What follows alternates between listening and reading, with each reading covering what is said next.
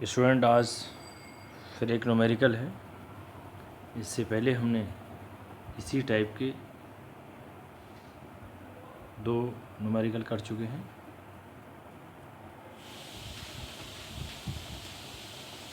देखिए, in manufacturing a commodity 2 components X और Y are used as follows.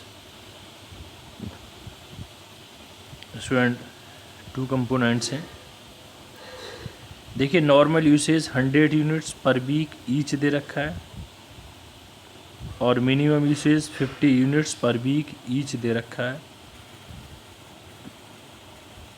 और maximum usage 150 units per week each दे रखा है।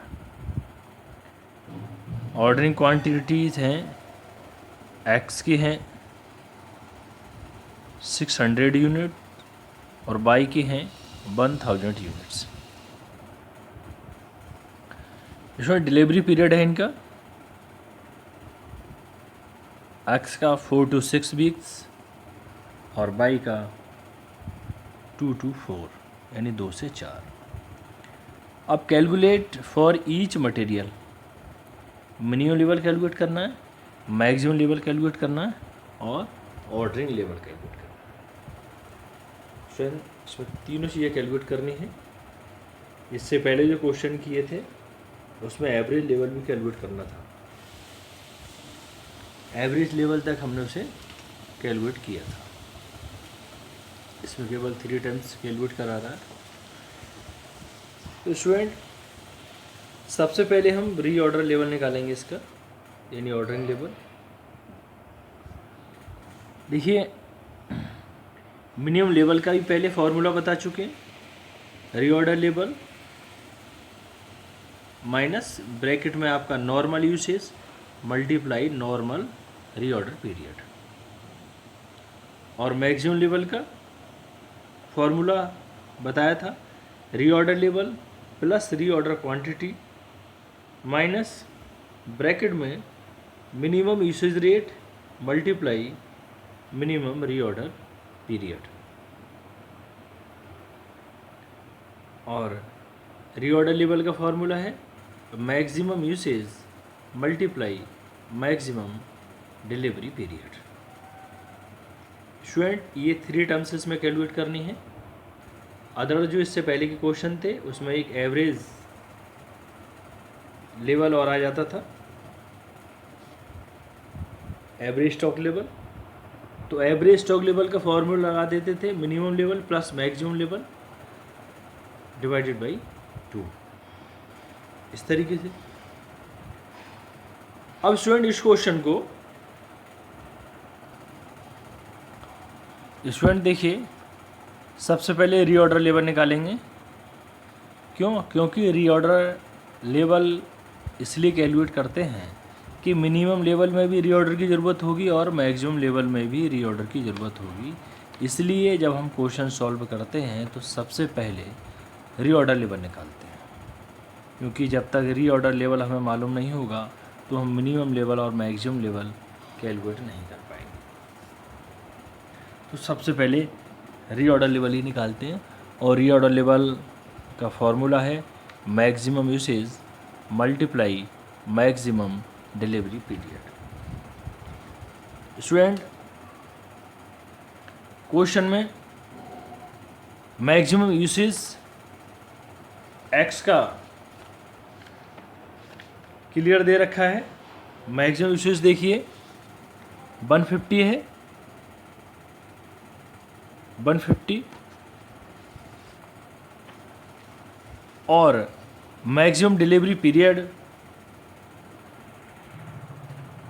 है 6 एक्स का। तो 150 मल्टीप्लाई 6 करके ये आया 900 यूनिट्स। अब बाई का जो मैक्सिमम यूसेज तो एक ही है, यानी 150 150 दे रखा है, और बाई का डिलीवरी पीरियड है 4। तो 150 मल्टीप्लाई 4 ये आया आपका 600 यूनिट्स। स्टूडेंट, इसके बाद इसका मिनिमम लेवल कैलकुलेट करेंगे।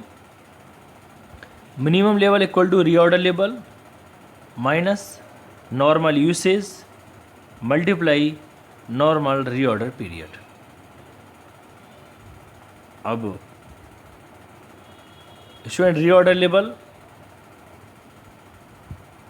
हम पहले कैलकुलेट कर चुके हैं एक्स का 900, ये कैलकुलेट किया था। ये रीऑर्डर लेवल है एक्स का और ये रीऑर्डर लेवल है 600 है यानी बाई का। तो ये हमने कैलकुलेट किया। इसके बाद नॉर्मल यूसेज क्वेश्चन में दे रखा है 100 यूनिट्स और नॉर्मल रीऑर्डर पीरियड। स्टूडेंट फिर दोबारा सुनिए, नॉर्मल या एवरेज रीऑर्डर पीरियड एक ही बात है।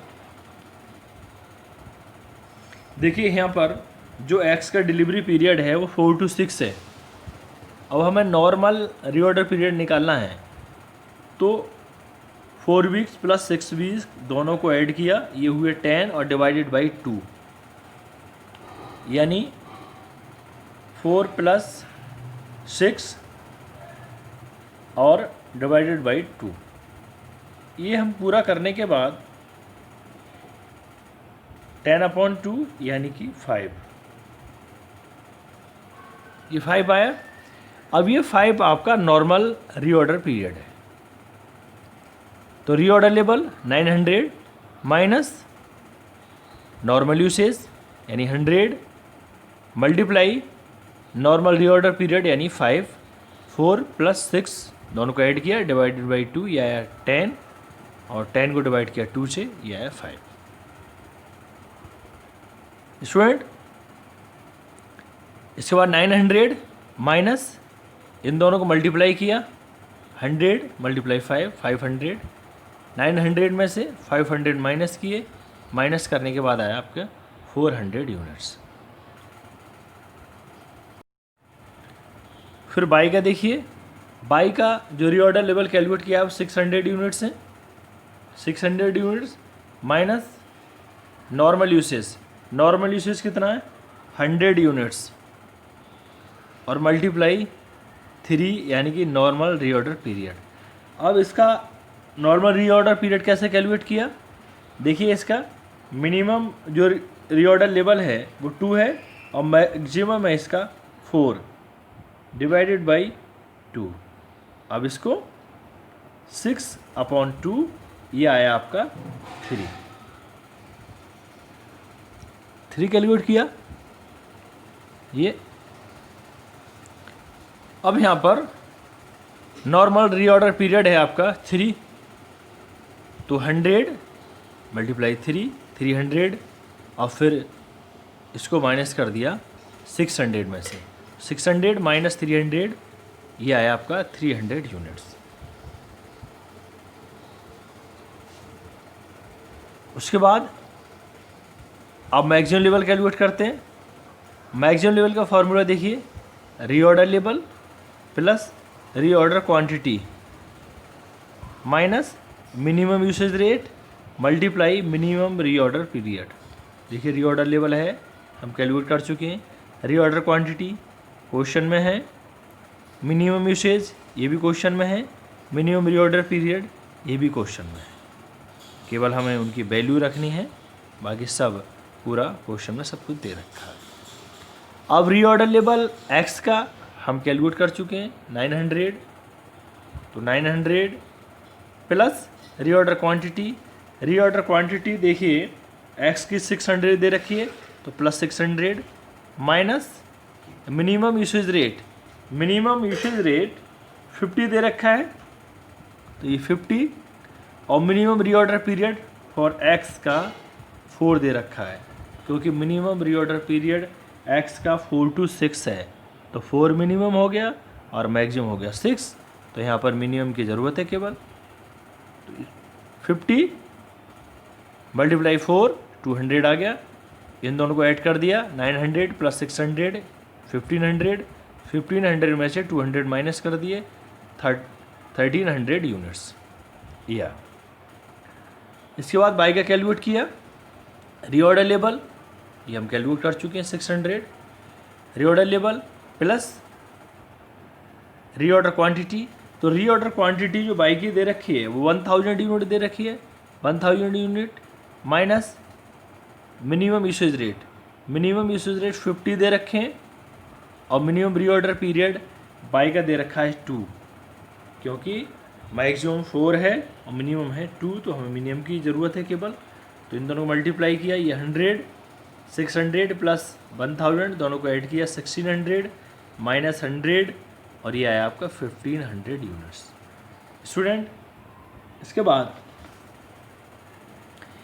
यदि इसमें ये एवरेज स्टॉक लेवल भी मालूम करता, तो एवरेज स्टॉक लेवल का मैं फॉर्मूला पहले ही बता चुका हूँ, मिनिमम लेवल और मैक्सिमम लेवल को दोनों को ऐड करने के बाद डिवाइडेड बाई 2।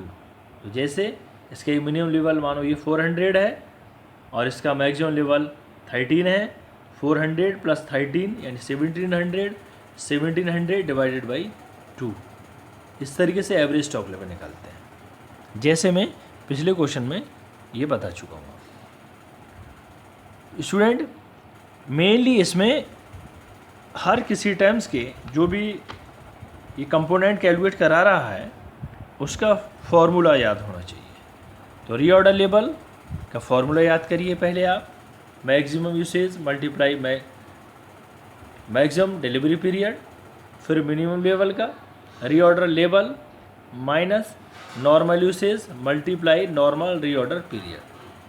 ऐसे ही मैक्सिमम लेवल का reorder level plus reorder quantity minus bracket में आपका minimum usage rate multiply minimum reorder period, ये पूरा इसमें करिए।